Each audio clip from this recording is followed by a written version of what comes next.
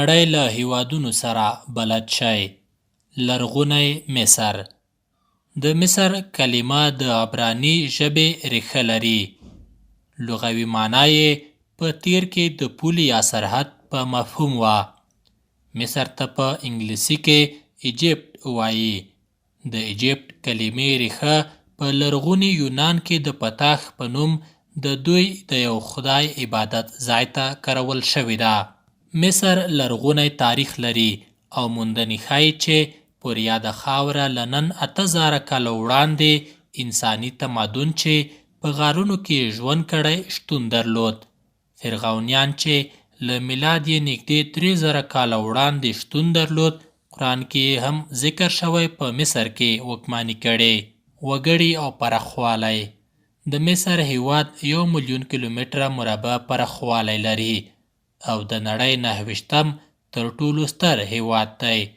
مصر له فلسطین، اسرائیلو، لیبیا او سودان سره د وچې سعودي عربستان، یونان، قبرس، اردن او ترکیه سره د اوبو ګډې پولې لري. د مصر هیواد 100 میلیونه وګړي لري چې د نړۍ 14 پر نفوسه هیواد شمیرل شوی دی. د دین پر بنسټ د مصر له 15 تر 95 اکثریت وګړي سنی مسلمانان او پاتې نور پکې عیسویان دي. د مسلمانانو الاثر جومات چې په 10مه میلادي پیړۍ او د عیسویانو سکندریه ارتودوکس کلیسا چې په لومړۍ عیسوي پیړۍ کې جوړه شوې ده د مصر 2 ستر مذهبي تاریخي ځایونه دي. له 1980 کالونو وړاندې مصر سیکولر هیواد و، خو په 1980 کال کې اساسي قانون تعدیل او د اسلام مبارک دین د مصر رسمي دین شو. مصر ته د اسلام مبارک دین د خلفاو راشدین په وخت کې رسیدلی و. تر 1952 زیږدیز کال پورې د مصر د حکومت ډول شاهي و او فعود الثاني وروستی پاچا پاتې شوی. 1953 زیږدیز کال کې د مصر حکومت جمهوریت ته واوښت.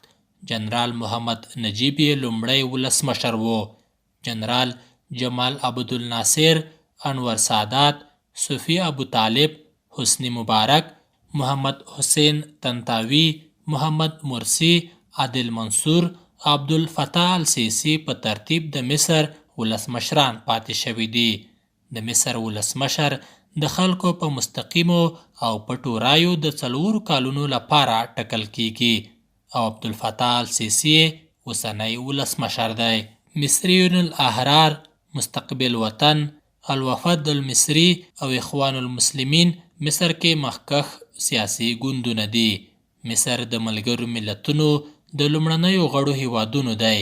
مصر له 1980 کال راهیسې اسرائیل په رسمیت پیژني او هلته سفارتخونه لري. مصر د فلسطین دولت هم په رسمیت پیژني او هلته سفارت لري. افغانستان او مصر هم یو او بل په رسمیت پیژني. قاهره کې د افغانستان او کابل کې د مصر سفارتخونې شته. اقتصادي او پوځي وړتیاوې. د مصر هیواد د حکومت تر کنټرول لاندې اقتصادي سیستم لري او د نړۍ په کچه 40 اقتصادي ځواک حساب شوی دی. د مصر د صادراتو ستره برخه تیل دی. امریکا، روسیې، سعودي عربستان، عربي متحده اماراتو، ترکیه او هندوستان سره سوداګریزه راکړه ورکړه لري. مصر کې د غربت کرښه تر 32% وګړو پورې رسیږي. هر کال پرې نږدې 10 میلیارد امریکایي ډالر مصرفوي. مصر 450,000 فعال او 500,000 تیار شوی پوځ لري.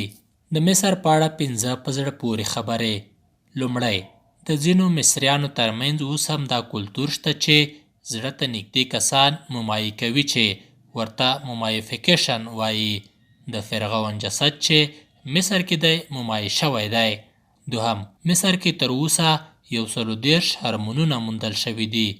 دا د مصر د لرغوني تاریخ ښودنه کوي. دریم، کاغذ، قلم، قلف، د غاښونو کریم او ډیری نور شیان د مصریانو اختراعګانې دي. څلورم، لرغوني مصر کې د تیږو بالښتونو او د وجود ټولو ویښتانو پاکول بنسټیز کلتورونه وو. پنځم او وروستی د مصر بیرغ سور، سپین او تور رنګونه لري چې سور رنګ د استعمار پر وړاندې جګړه کې د مصریانو د قربانۍ، سپین رنګ د مصریانو د رښتینولۍ او تور رنګ پر تیاري د بریا په معنا دی. بریا